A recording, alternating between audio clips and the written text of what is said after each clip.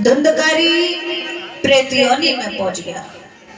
एक दिन गोकर्ण लौट करके जब आए हैं, जब महलों को वीरान देखा है तो नगर वासियों से पूछ लिया, और जब पूछा है तो बताया कि तुम्हारा परिवार बिखर चुका है। पहले तुम्हारे पिताजी निकल गए, फिर तुम्हारी माँ मर गई, बाद में तुम्हारा भाई भी मर गया, पांचों वेश्याएं सारा धन लूट करके यहाँ से भाग गई, अब तुम्हारा कोई नहीं है।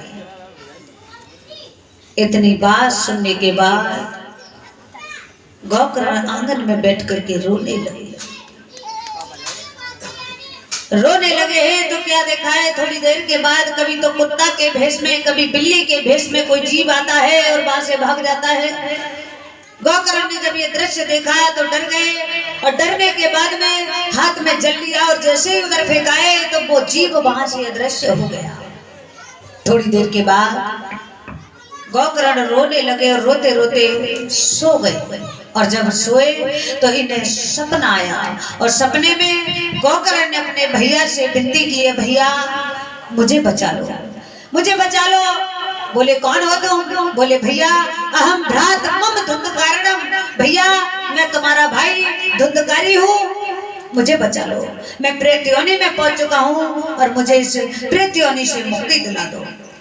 इतना सुनने के बाद गोकर्ण की आंखें खुल गई, और जब आंखें खुली चारों तरफ देखा है, कुछ भी नजर नहीं आया।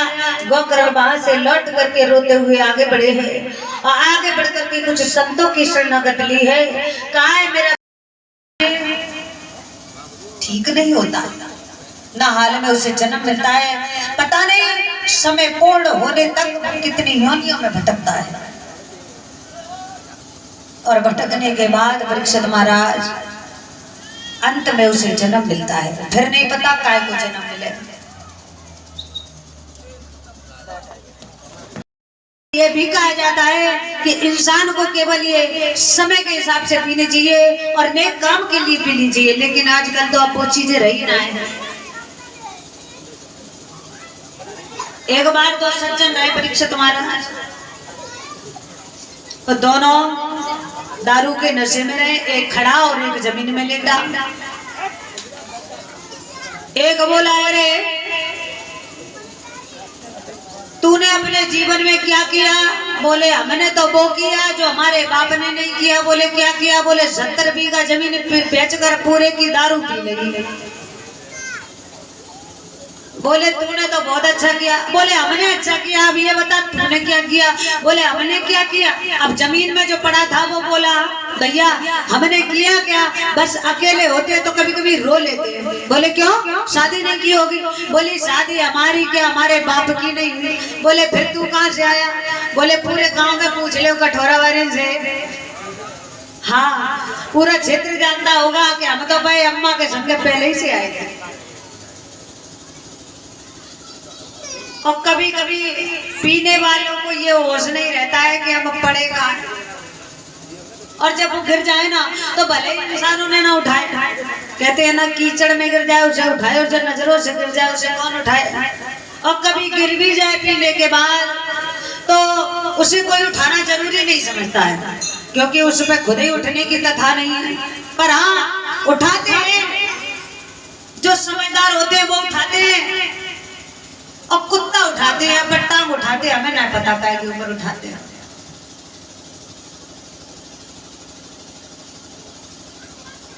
क्योंकि यही एक ऐसे जीव रह गए हैं जो कभी किसी जमीन में पड़े इंसान को काटते नहीं है, ना भौंकते हैं, सिर्फ जीभ से चाटते हैं, सम्मान करते हैं। धुंधकारी ने भी इतनी दारू पी ली कि शरीर का होश नहीं था।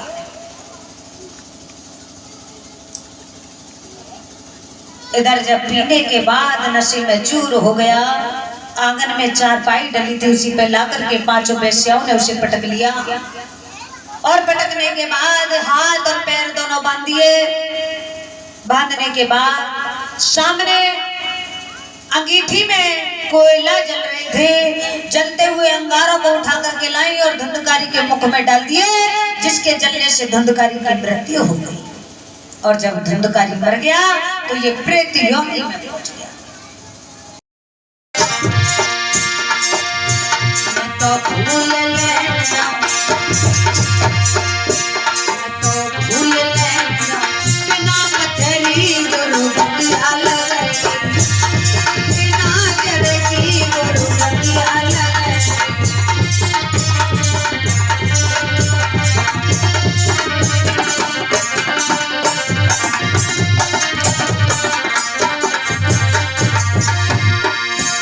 गुरु बंदिया लगाई, बिना चढ़ी गुरु बंदिया लगाई।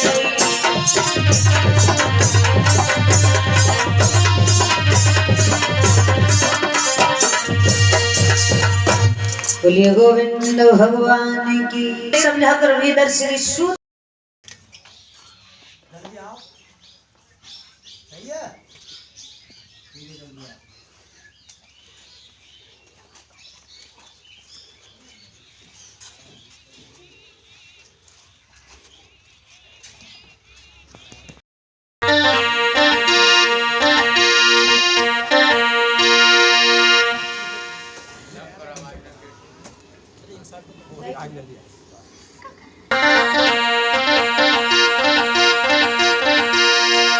कि गुरु बगिया लगाए गई और बिना चढ़े की गुरु बगिया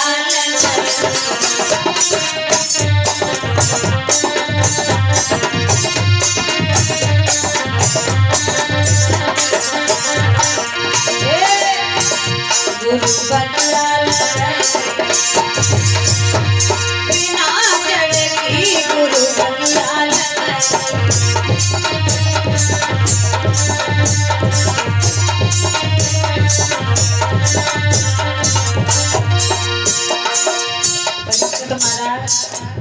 वैसे तो प्रत्यक्ष के लिए प्रमाण की जरूरत नहीं पड़ती है, पर फिर भी हम प्रमाण बताते चले। आपने अमरबेल का नाम तो सुना ही होगा। अमरबेल का अगर उसे नीचे जमीन से काट दी जाए ना तो भी ऊपर हरी भरी रहती है, नीचे कटती भले ही कट जाए सूखने का नाम नहीं, हरी भरी रहती है। वो अमरबेल जो होती है वो कभी सूखती नहीं है और बिना जड़ की भी हरिया जाती है।